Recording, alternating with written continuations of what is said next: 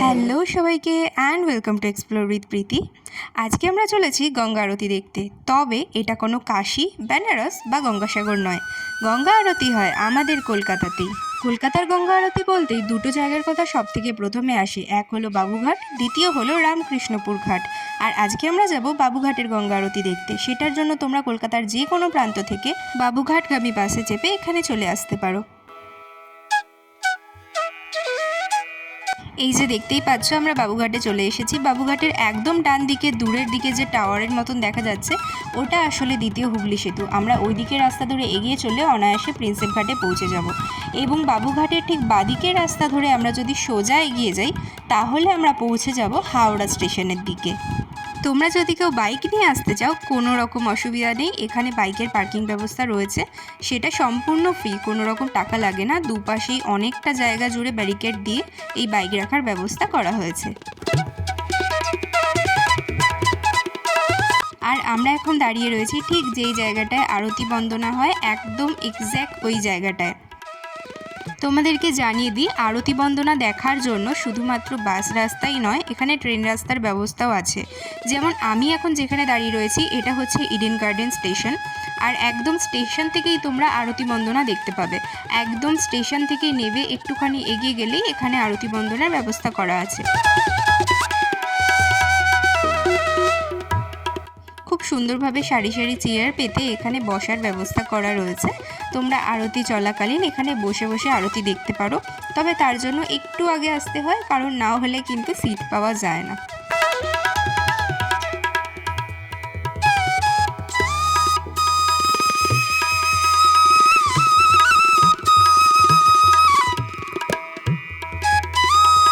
এখানে খুব সুন্দর আলপনা করা হয়েছে। যখন কলকাতায় প্রথমবার আরতিটা স্টার্ট হয়েছিল, সেই সময় এই আলপনাগুলো করা হয়েছিল। তখন অনেকটা সুন্দর লাগতো দেখতে।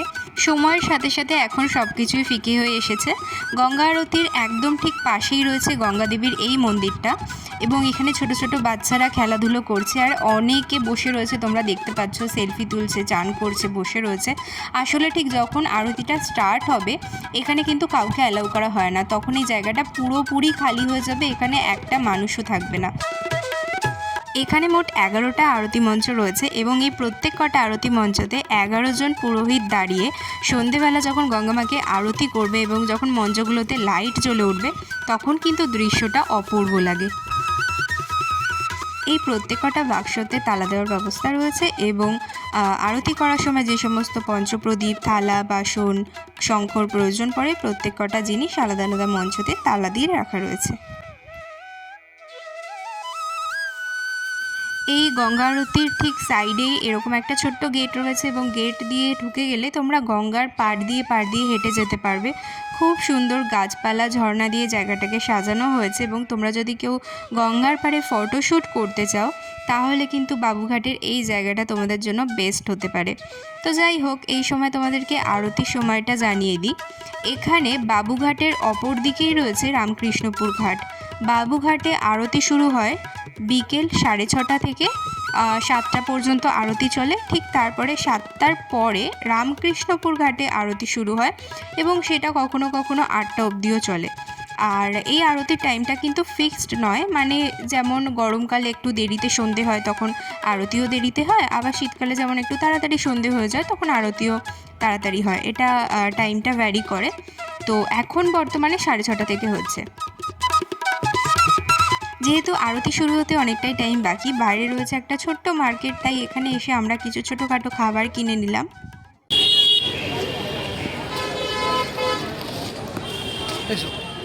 এখানে এসে দেখি সব কটা লাইট জ্বলে গেছে। একে একে এখানের যারা ভলেন্টিয়াররা ছিলেন, তারা প্রত্যেকে আসন, পঞ্চপ্রদীপ, প্রত্যেকটা জিনিস সাজিয়ে নিচ্ছেন। আর ধনুচিটা দেখে আমার বেশ ভালো লেগেছে, কি সুন্দর সাপের ফনার মতন রয়েছে।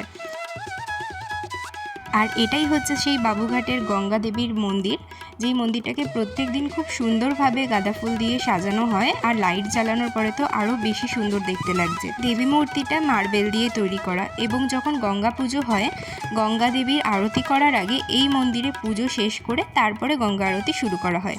একটু পরেই আরতি শুরু হলে এখানে খুব ভিড় হয়ে যাবে, তখন আর এখানে আসা যাবে না। গঙ্গা আরতি শুরু হওয়ার আগে গঙ্গা মাকে পুজো করা হয়। এখন সেই পুজো পর্ব চলছে, ভালোভাবে লক্ষ্য করলেই তোমরা দেখতে পাবে।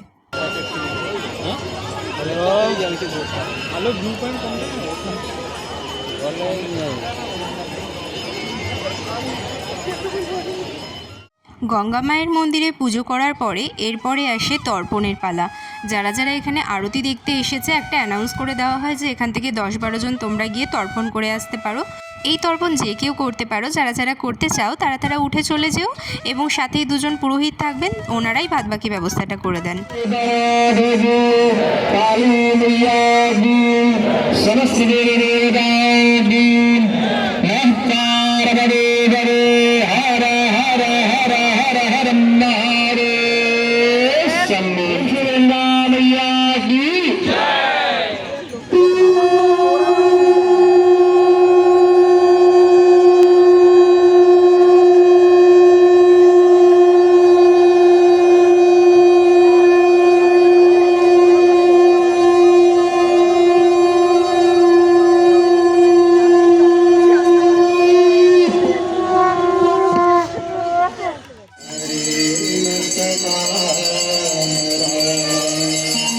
এরপর আসে সেই সুন্দর মুহূর্ত, আরতি শুরু হয় এবং আরতি চলতে থাকে প্রায় আধ ঘন্টা।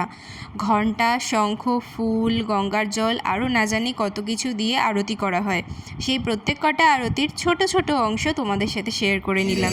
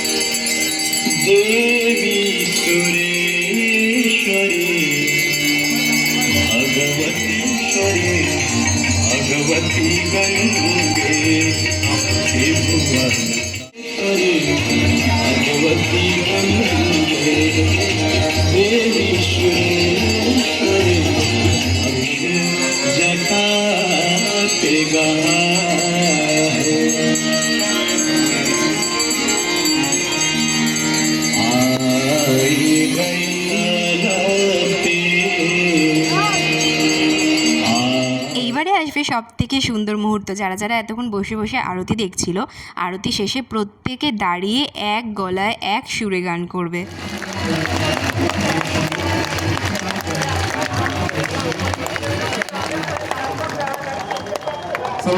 एक साथ जोर से जयकारा लगाइएगा। प्रेम से बोलिए गंगा माता की जय, काली माता की जय, बाबा विश्वनाथ की जय, नमः पार्वती पते हर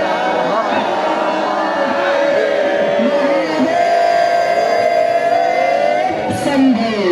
आखिरी जयकारा सभी लोग हाथ उठा के जोर से एक साथ जयकारा लगाइएगा।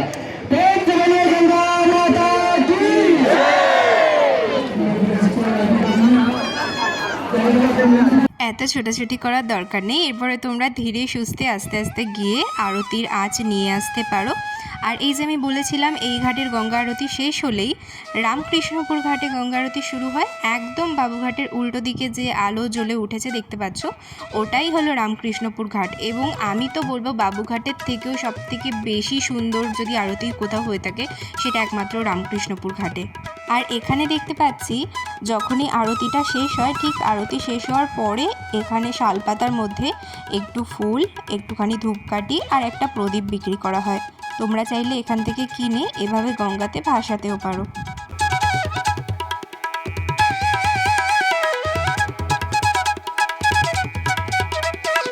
এরপরে আমরা চলে আসলাম বাড়ির উদ্দেশ্যে। তো এই ছিল আজকের ভিডিও। আজকের ভিডিওটা তোমাদের কীরকম লেগেছে আমাকে অবশ্যই কমেন্ট করে জানিও। আর তোমরা কারা কারা কলকাতার গঙ্গা আরতি দেখে এসেছো সেটাও জানিও। যারা যারা এখনও দেখে আসোনি, বাড়ির বয়স্কদেরকে নিয়ে, বাচ্চাদেরকে নিয়ে একবার গিয়ে দেখে এসো, আশা করছি ভালো লাগবে। তো আজকের ভিডিও এখানেই শেষ করছি। সবাই খুব ভালো থেকো, সাবধানে থেকো আর দেখতে থেকো এক্সপ্লোর উইথ প্রীতি।